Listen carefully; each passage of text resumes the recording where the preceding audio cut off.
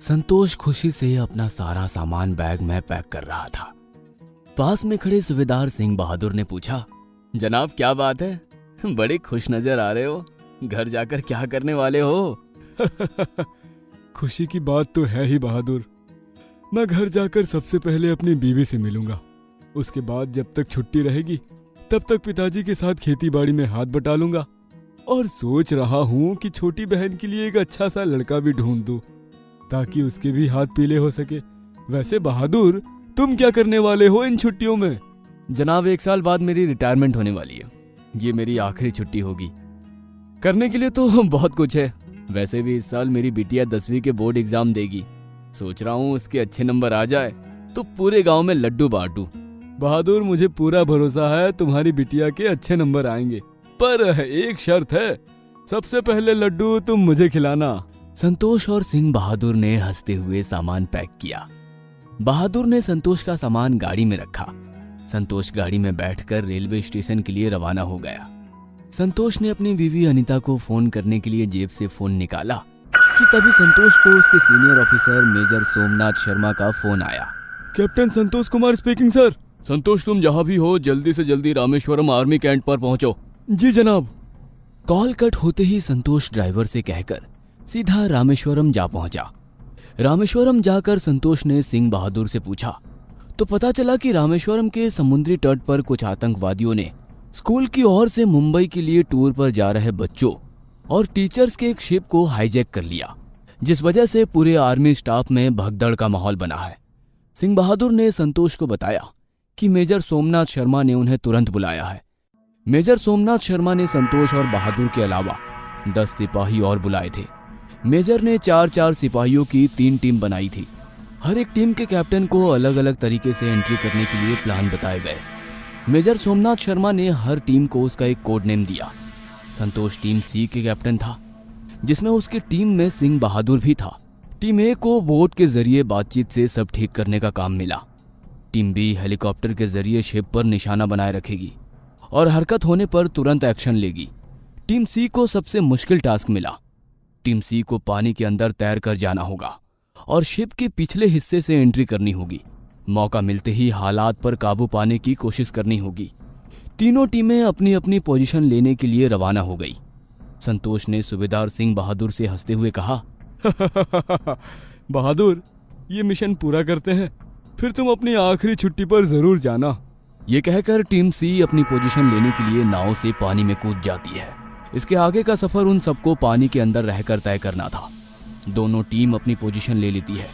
वही टीम सी भी शिप के पिछले हिस्से पर रस्सी डालकर शिप पर एंट्री करते हैं और चिमनी के रास्ते से छुपते हुए शिप के बेसमेंट में पहुंच जाते हैं। आतंकवादियों ने टीचर्स को बंधक बना लिया और टीम ए से बातचीत करने के लिए जहाज के खुले हिस्से में आ गए।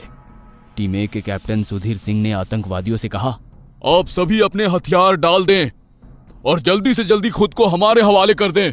तभी आतंकवादियों के मुखिया ने कहा, अरे वाह कप्तान, है तुमने तो बड़ी सही बात कही। अगर हमें सरेंडर करना होता तो हम ये सब क्यों करते। दूसरी ओर कैप्टन मनदीप की टीम बी हेलीकॉप्टर से शिप को एनालाइज करती है।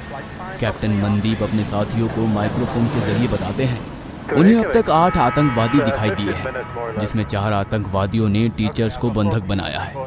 एक आतंकवादी शिप के कंट्रोल रूम में कैप्टन और उसके साथियों पर बंदूक तान कर खड़ा है। उसी के साथी ने पास के हॉल में बच्चों को बंधक बनाकर रखा है। 2 आतंकवादी शिप में सिक्योरिटी के तौर पर घूम रहे हैं। मेजर सोमनाथ शर्मा इस पूरे मिशन को हैंडल कर रहे थे। उन्होंने टीम डी को ऑर्डर दिया, संतोष अपनी टीम के साथ आगे बढ़े और किसी बच्चे आम आदमी को नुकसान पहुंचाए बिना बेसमेंट के 2 आतंकवादियों को बेहोश करके अपने हवाले ले ले। संतोष ऑर्डर को फॉलो करता हुआ आगे बढ़ता है। उन्हें 2 आतंकवादी दिखाई देते हैं। इतने में ही संतोष बहादुर सिंह को इशारा करता है। बहादुर और रघु पीछे से आतंकवादियों को पकड़कर क्लोरीन से उन्हें बेहोश कर देते हैं। संतोष अपनी टीम के साथ कंट्रोल रूम की तरफ बढ़ता है। संतोष माइक्रोफोन के जरिए बोलता है, मेजर सर, मेरी बंदूक के निशाने पर 2 आतंकवादी हैं। आपका ऑर्डर मिलते ही मैं उनका हेडशॉट ले लूंगा। ये कदम हमें सोच कर लेना होगा। बंदूक की आवाज से जहाज के ऊपरी हिस्से वाले आतंकवादियों को पता चल सकता है, जिससे वो आम लोगों को नुकसान पहुंचा सकते हैं। आतंकवादी टीम ए के साथ उलझी होती है। वहीं टीम बी आसमान से हेलीकॉप्टर के जरिए चारों आतंकवादियों को अपने निशाने पर ले लेते हैं। इसी बीच हॉल में खड़ा आतंकवादी एक बच्ची को डराता है। उसके डर से बच्ची रोने लगती है।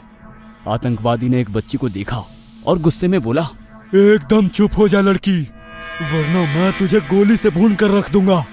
यह देखकर आतंकवादी उस बच्ची को गोली मार देता है और पूरे शिप में सन्नाटा छा जाता है। ये सब देख रहे सिंह बहादुर को उस बच्ची में अपनी बेटी नजर आती है। वो बिना कुछ सोचे समझे अपनी राइफल से गोली चला देता है, जिससे उस आतंकवादी के मौके पर ही मौत हो जाती है। दूसरा आतंकवादी कोई हरकत कर पाता इससे पहले ही संतोष उसका हेडशॉट कर देता है। गोली की आवाज सुनकर मेजर सोमनाथ शर्मा कहते हैं, तुम लोगों का दिमाग तो ठीक है, मेरे बिना ऑर्डर के आपने शूट क्यों किया? आप जानते हैं इसका अंजाम क्या हो सकता है? गोली की आवाज जहाज के ऊपर वाले हिस्से में खड़े आतंकवादियों को आती है। टीम बी के एनालाइज के मुताबिक जहाज में 8 आतंकवादी थे, जिसमें से 2 कैद में और 2 मर चुके थे, लेकिन असल में जहाज में 12 आतंकवादी थे। गोलियों की आवाज से 4 आतंकवादी शिप के दूसरे हिस्सों में बेसमेंट में आते हैं और आते ही संतोष और उसकी टीम पर फायरिंग करनी शुरू कर देते हैं। दूसरी ओर जहाज के ऊपर वाले आतंकवादी टीचर्स को एक चैम्बर में बंद कर देते हैं। 2 आतंकवादी उनकी निगरानी के लिए बाहर खड़े होते हैं, जबकि 2 गोलियों की आवाज सुनकर नीचे की ओर जाते हैं। संतोष की टीम आतंकवादियों से लगातार लड़ती है। इसी बीच सोमनाथ शर्मा टीम बी को ऑर्डर देते हैं, मनदीप आप सबसे पहले 2 आतंकवादियों को खत्म करो और फिर टीम ए और बी नीचे की ओर जाकर संतोष की टीम की मदद करो। संतोष अपनी टीम के साथ लगातार आतंकवादियों को गोलियों से जवाब देता है। रघु बहादुर को कवर फायर कर देता है। बहादुर मौका पाते ही 2 आतंकवादियों पर हैंड ग्रेनेड फेंकता है, जिससे मौके पर ही उनकी मौत हो जाती है। इस गोलीबारी में 3 आतंकवादी ढेर हो जाते हैं। इसी दौरान एक गोली संतोष के हाथ में लग जाती है। बहादुर संतोष को कवर देने के लिए आगे बढ़ता है कि तभी आतंकवादी उस पर गोलियां बरसा देते हैं। बहादुर बुरी तरह घायल हो जाता है। घायल अवस्था में ही वो एक और आतंकवादी को ढेर कर देता है। संतोष और बहादुर बुरी तरह घायल हो जाते हैं। आतंकवादियों की तरफ से एक हैंड ग्रेनेड संतोष की टीम के पास आता है। हैंड ग्रेनेड देखकर सब छिपकर अपना बचाव करते हैं, लेकिन पूरी तरह खुद को नहीं बचा पाते। टीम सी खुद के बचाव में एक दीवार के पीछे छिप जाते हैं। आतंकवादी अपनी बंदूक लेकर उनकी ओर बढ़ते हैं।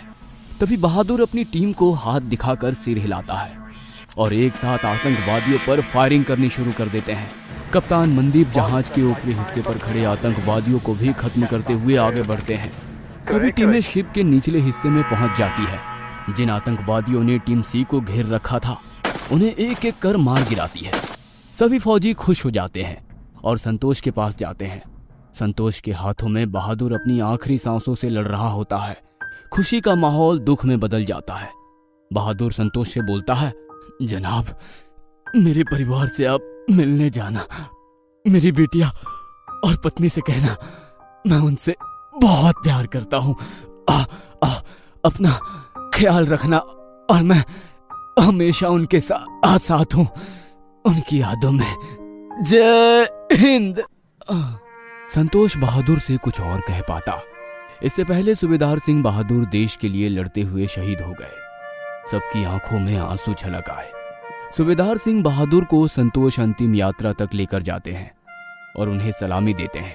संतोष बहादुर की चिता पर खुद से ये वादा करते हैं कि वो उनकी बिटिया की जिंदगी भर ख्याल रखेंगे और उसे पिता की कमी कभी महसूस नहीं होने देंगे।